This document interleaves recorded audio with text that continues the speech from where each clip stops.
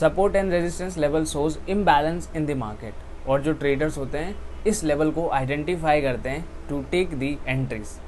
So hello everyone, my name is Govind and we are continuing with technical analysis series. और आज हम cover करने वाले हैं support and resistance level, and then उसको हम कैसे ड्रॉ करते हैं, कैसे उस लेवल को आइडेंटिफाई किया जाता है, और how we can take entries from that level, और किस तरह की एंट्रीज जो है हम डिसाइड कर सकते हैं उस लेवल से। सो ये सारी चीज़ें हम इस वीडियो में कवर करने वाले हैं। So now let's start.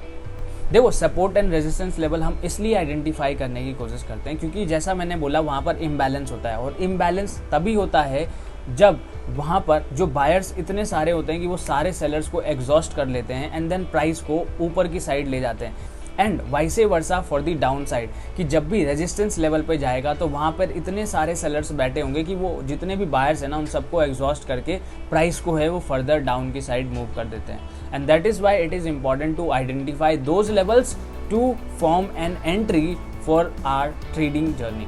तो देखो यहाँ पर कितने टच पॉइंट्स हैं, 1 2 3 4 और ये 5।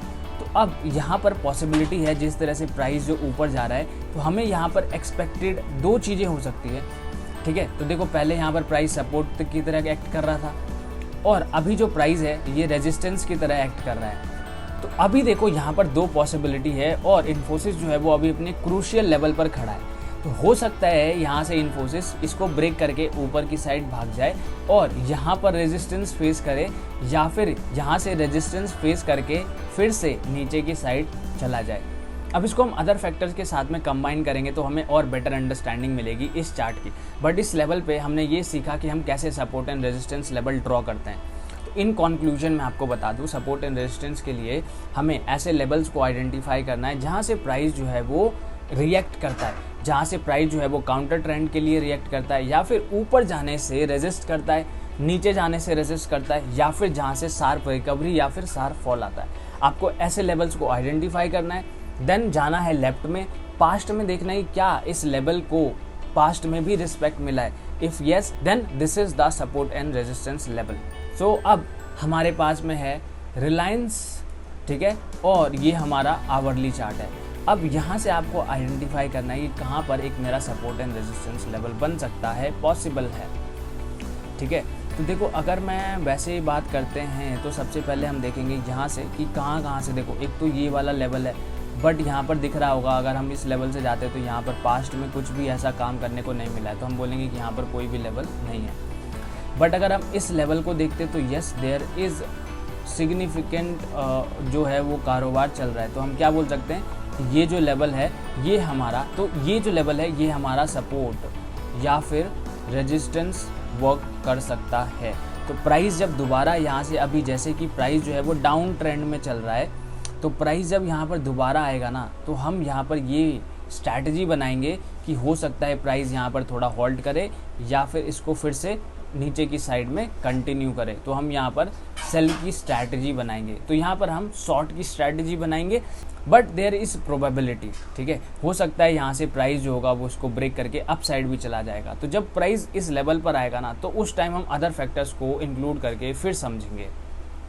तो यहाँ से हमने ये ड्रॉ करने की कोशिश की है, और अगर हम इसी लेवल को आगे जा करके देखते हैं तो यहाँ पर भी आप एक लेवल देख सकते हो कि यहाँ से ये देखो, तो ये लेवल जो है अब यहाँ पर देखो 1 टच 2 3, ठीक है, 4 एंड ये 5वां।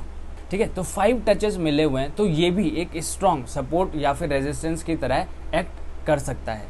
अब आपको ये ध्यान में रखना है कि जब भी आप देखते हो तो आपको रीसेंट पास्ट के जो सपोर्ट एंड रेजिस्टेंस लेवल होते हैं वो आइडेंटिफाई करने होते हैं, क्योंकि उसी लेवल पर जो बायर्स और सेलर्स होंगे ना उनका प्रेजेंस होगा। क्योंकि अगर हम ज़्यादा पास्ट में चले जाएंगे तो हो सकता है कि वो जो बायर्स और सेलर्स होंगे उनका काम ऑलरेडी ख़त्म हो चुका होगा और नए बायर्स और सेलर्स एंटर हुए होंगे, न्यू प्राइस की डिस्कवरी हुई होगी। So that is why it is important, जब सपोर्ट एंड रेजिस्टेंस की बात करते हैं तो हम लेटेस्ट प्राइस को ही कंसीडर करना चाहिए। जनरली हम 3 to 6 मंथ्स कंसीडर कर सकते हैं। And third is the level जो मैंने दिखाया है कि टेक्निकल एनालिसिस जो होता है या फिर कुछ भी चीज़ हमेशा वर्क नहीं करती, और किसी भी चीज़ करने की ना प्रोबेबिलिटी होती है, प्रोबेबिलिटी के हिसाब से वो जो चीज़ें होती हैं वो वर्क। और ये चार्ट मैंने इसीलिए दिखाया है कि सपोर्ट एंड रेजिस्टेंस भी हमेशा वर्क नहीं करता है। इसकी प्रोबेबिलिटी होती है कि आप किस लेवल को आइडेंटिफाई कर रहे हो और वो क्या एक्चुअली में सही लेवल है। अगर सही लेवल होगा तभी रिएक्शन मिलेगा, और वो भी most of the time, but sometimes हो सकता है वो भी फेल हो जाए। तो इसीलिए देयर इज़ प्रोबेबिलिटी कि वो वर्क करेगा कि नहीं करेगा। तो इस चार्ट में भी हम यही देखते हैं कि जैसे ही हमने देखो ये लेवल लिया है तो ये तुरंत में ब्रेक हो गया एंड देन सपोर्ट लेकर के फिर से ऊपर की साइड नीचे।